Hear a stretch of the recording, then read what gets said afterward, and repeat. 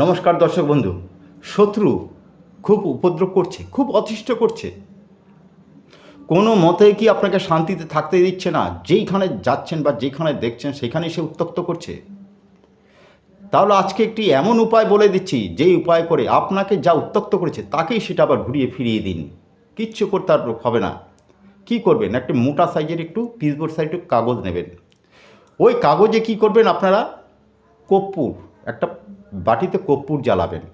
কর্পূরটা যখন পুড়ে কালো হয়ে যাবে, ওই কালি দিয়ে আপনারা কী করবেন, শত্রুর নাম লিখবেন। আর কি করবেন, একটি পেরেকটাকে ভালো করে আগুনে গরম করে নিন, লাল হয়ে যাবে, ব্যাস ওটাকে ঠান্ডা হতে দিন। তারপরে যখন ঠান্ডা হয়ে গেল, ওই পেরেকটি কী করবেন, ওই যে শত্রুর নাম লিখেছিলেন সেই নামের ওইখানটা থেকে আপনারা গেঁথে দিন।